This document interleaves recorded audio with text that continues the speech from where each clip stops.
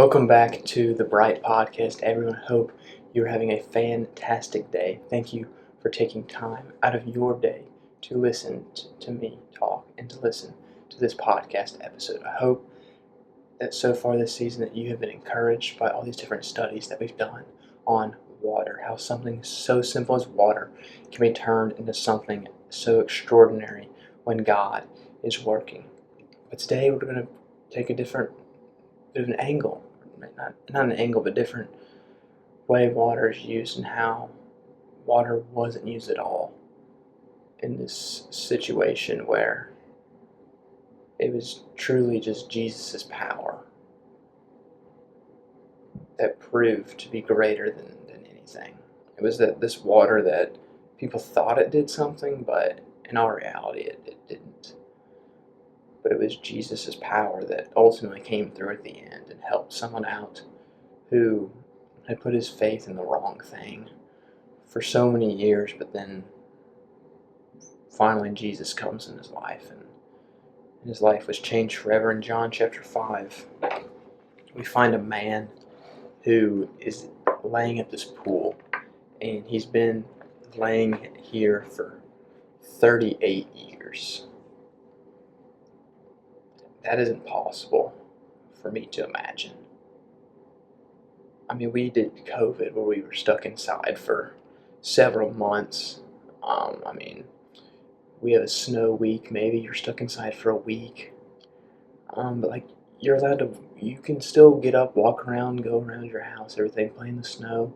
In COVID, we could go outside in our yard, play in the yard, do things and everything. But this man couldn't walk and just laid there for 38 years with a hope that this water could heal him. And so I just want to read this passage so we get kind of an understanding of what's going on.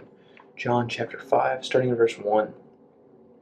Sometime later, Jesus went up to Jerusalem for one of the Jewish festivals. Now there is in Jerusalem near the sheep gate a pool which in Aramaic is called Bethesda, and which is surrounded by 5 covered columns. Here and a great number of disabled people used to lie, the blind, the lame, and the paralyzed. One who was there had been invalid for 38 years. When Jesus saw him lying there, and learned that he had been in this condition for a long time, he asked, "Do you want me to make you well? Do you want to get well?"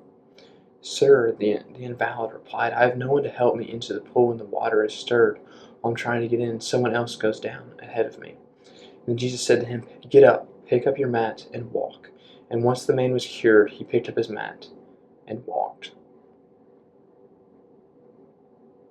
That's amazing.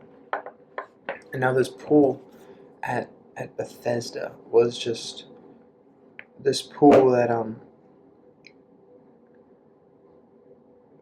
had a lot of significance to the Jewish people here, but and it was believed that the waters would get stirred up once a day, and whoever was the first to reach those waters, they'd be healed. Really just a superstition by these people. No true power came from this water. But we see in this passage, in this real life event, that it was Jesus' power that came through in the end. But just imagine yourself putting your faith in the wrong thing for 38 years. For longer than I've been alive. Maybe some people your whole life. You've put your faith in the wrong thing. Waiting for something to happen. You know, some might say that's insane. And, the definition of insanity is doing the same thing over and over and over again and expecting a different result. And you might classify this man as insane, where he was unable to walk for so long and had tried every day to crawl and roll or however way he could to get to this pool. But it never worked. And I think the lesson we need to learn is that we do the same thing. That we put our faith in the world, we put our faith in the lust of this world and our pride, and we just go about our day without a care in the world. And that should be insane for us.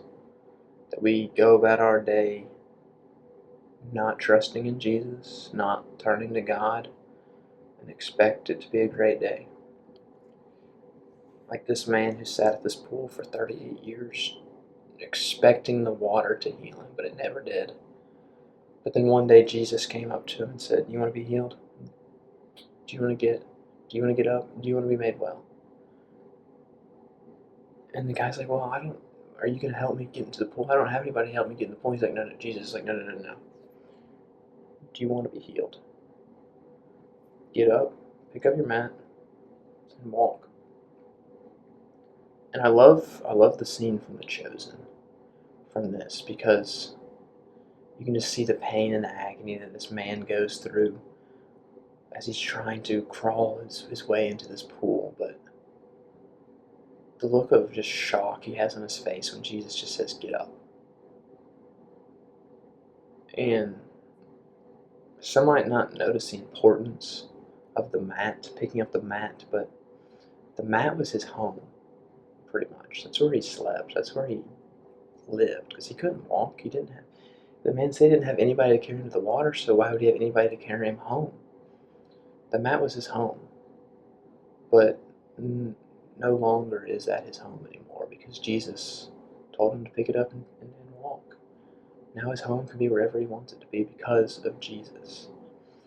And I feel like sometimes maybe we lay our mats down in places that they shouldn't go, that we make our home in this world in a place that it shouldn't be made, because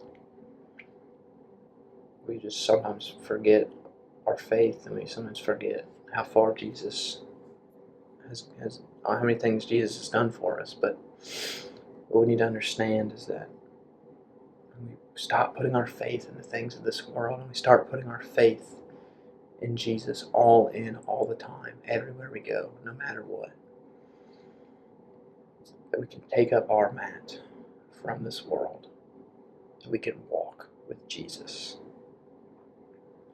And we're not lame, we're not paralyzed, we're able to walk.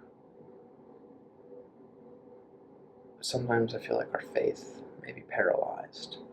Sometimes maybe we struggle with our faith and trusting in Jesus. That needs to change because of this story where this man lived for 38 years trying to get to this water that he thought could heal him, but it never did, and it never would. But when Jesus came into his life, he was healed. When we stop trusting in the things of this world, the things that can't heal us, and start trusting and putting our faith in Jesus, the only one who can heal us, then we can take up our mat from this world and walk with him to our home in heaven one day.